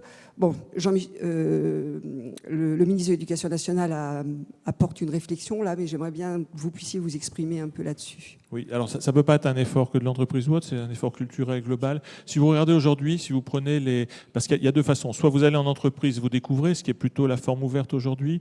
Compliqué de faire plus. D'abord aussi, les parents ont un rôle éducatif important là-dessus. Vous savez, les enfants, ils voient bien le monde dans lequel évoluent leurs parents. Le deuxième point, si vous regardez le substrat, enfin la sous-culture, pardon d'exprimer ça comme ça, et je le dis avec beaucoup de respect, propose de plus en plus maintenant des séries, des films, des choses comme ça qui se passent dans le monde d'entreprise, et ça commence à être de moins en moins caricatural. Je vous invite par exemple à aller voir le film de Tony Marshall qui est formidable sur Numéro 1, qui montre l'évolution d'une femme qui va devenir présidente. C'est-à-dire qu'on commence à avoir des choses qui commencent à ressembler vraiment à la réalité, donc en fait qui commencent à inscrire un cadre qui est autre chose que les grands méchants de l'entreprise, le DRH pervers, etc., etc. Bon. Si vous voulez, fondamentalement, la réponse à votre question ne peut pas être une sorte d'effort de plan national d'acculturation de l'entreprise. La réponse est plutôt comment, dans la culture populaire, on arrive aussi à inscrire des choses.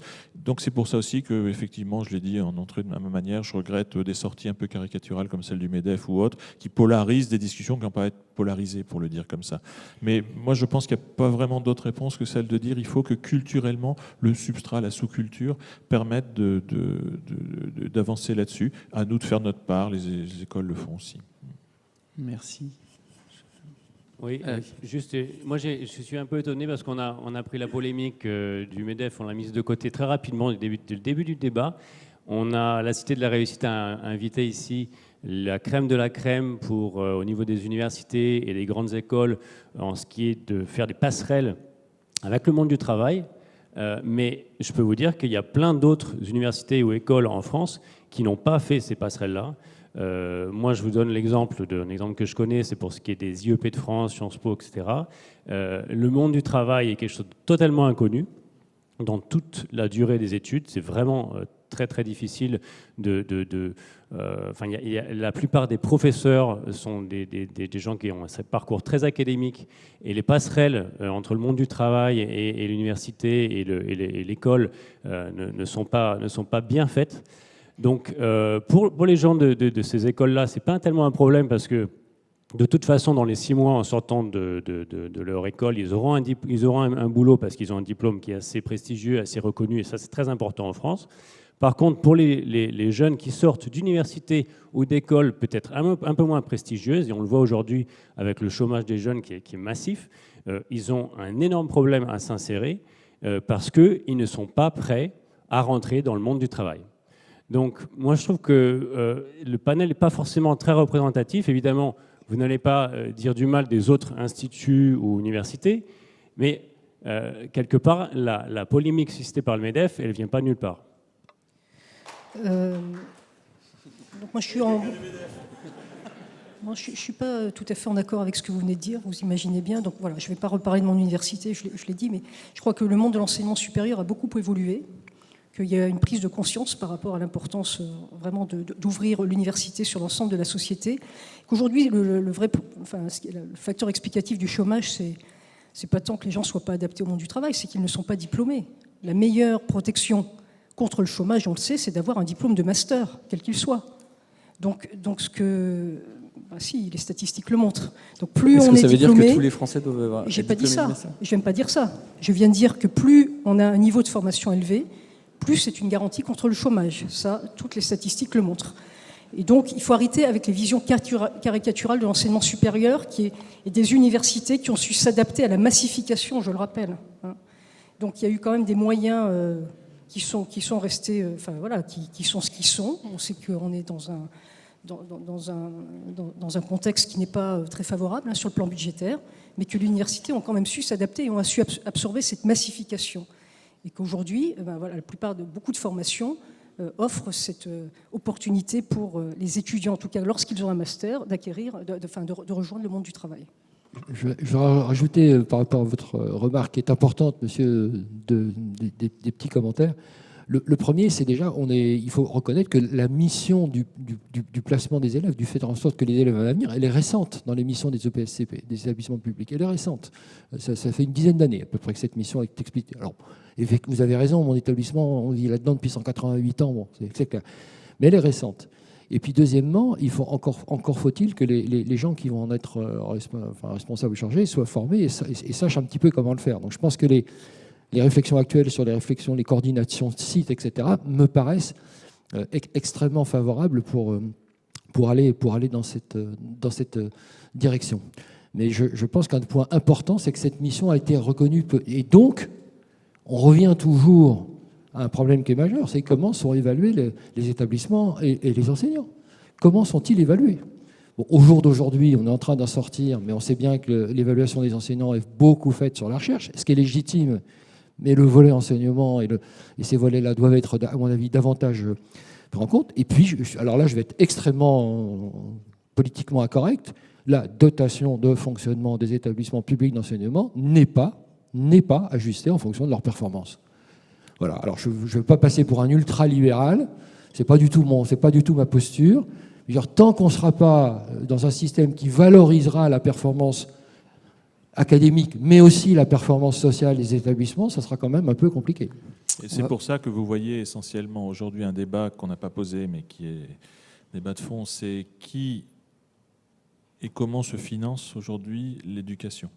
Et vous voyez absolument fondamental. Voilà. Et vous voyez arriver à plein bord aujourd'hui des acteurs privés, des acteurs de fonds, qui voient bien que l'éducation, en plus, c'est un sujet important du XXIe siècle, et ça, c'est un cœur de sujet majeur qui va expliquer énormément de choix à la fin. On va prendre une dernière question. Madame, là-haut. Bonjour. Vous avez évoqué le fait que l'apprentissage était réservé en France aujourd'hui plutôt à des élites. Du coup, on a fait à peu près le même constat avec les gens avec qui je travaille. Nous, on est en train de réfléchir à l'ouverture d'une école en apprentissage autour des métiers du numérique pour un public de réfugiés, entre autres. Et on pense que c'est dans la même logique parce qu'il y a une histoire de transmission à faire non seulement à nos concitoyens, mais à ceux qui arrivent en masse sur notre territoire. Je voulais savoir, notamment, Monsieur Chouin, parce que je vais probablement toquer à votre porte assez rapidement. Qu'est-ce que vous en pensiez ? Est-ce que c'est un risque que vous seriez prêt à prendre ? Évidemment, parce que c'est un risque qui c'est pas qu'on serait prêt à le prendre, c'est qu'on le prend. C'est-à-dire que Mazars, c'est un nom qui est un peu français, mais sauf qu'on est dans 82 pays même maintenant, 20 000 personnes, et il se trouve que en Allemagne, par exemple, nous, ce qu'on estime être notre responsabilité sociale de l'entreprise, c'est justement d'accompagner les mouvements de fonds. Donc, alors, je ne vous réponds pas en France, là, je vous réponds en Allemagne. C'est-à-dire que, très clairement, vous avez des associés de Mazars qui, chez eux, ont des réfugiés, sont tous engagés, comme l'entreprise entièrement a pris des gens, les a qualifiés en apprentissage, c'est-à-dire qu'ils ont pris des gens syriens qui ne parlaient même pas l'allemand. Et aujourd'hui, pour vous donner c'est une anecdote, mais vous allez comprendre l'idée derrière, sur scène, cette année, à la convention de Mazars, qu'on a choisi justement de faire en Allemagne, Allemagne pour ça, montera sur scène un jeune apprenti qui est un Syrien, qui a perdu sa famille, et voilà, qui est chez nous depuis 8 mois maintenant, et qui, en plus de ça, est en train de passer des diplômes à côté, etc. Donc on l'a inséré, mais c'est pas un. Imaginez que ça a été fait à l'échelle de nos 1700 collaborateurs aujourd'hui dans ce monde allemand. Et de la même manière, alors la France, politiquement, n'a pas eu le même réflexe que l'Allemagne. Je ne discute pas les raisons pour lesquelles ils ont reçu des réfugiés, mais ce que je veux dire, c'est que derrière, la société a suivi. Et donc la société, c'est les entreprises, c'est à nous de voir ce mouvement de responsabilité. Oui, absolument. Donc venez me voir, avec plaisir. Et donc moi aussi, j'irai voir Laurent Chouin, parce qu'on va... Parce qu'on ouvre au mois de janvier un dispositif de formation continue pour les réfugiés. Et on va les former à l'entrepreneuriat. Donc si Mazar...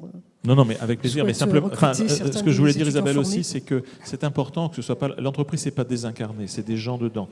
Nous, que nos employés, que nos salariés, que nos associés aient dit, allez, concrètement, on reçoit des familles chez nous, dans notre maison, qu'on s'inscrive, qu'on donne une partie de notre temps pour faire ça. Il faut éviter que ce soit, vous voyez, de dire c'est une sorte d'institution un peu globale et pas identifiée qui prend une responsabilité générale. Moi, ça m'importe que, bien sûr, je t'enverrai volontiers des gens. La seule chose, c'est où je te financerai volontiers des formations. Mais ce que je veux dire par là, c'est qu'il faut aussi que derrière, l'entreprise soit une somme de gens qui la composent. Sinon, c'est plus une vraie aventure, ça devient une forme d'institution. Nous, on n'est pas, on croit pas dans ça, en fait. Alors, je suis désolé parce qu'on m'a demandé de respecter les horaires et donc il est 12h31, donc on va devoir conclure. Ce que moi j'ai ressenti à travers les échanges qui remontaient de la salle et puis vos interventions, c'est que il y a effectivement dans les dispositifs d'enseignement supérieur, dans les efforts que vous avez présentés, des éléments qui pourraient peut-être du coup nourrir la pratique, la réflexion pour s'étendre plus largement et bénéficier à beaucoup de jeunes qui sont aujourd'hui en décrochage dans notre société. Merci beaucoup. Bonne soirée.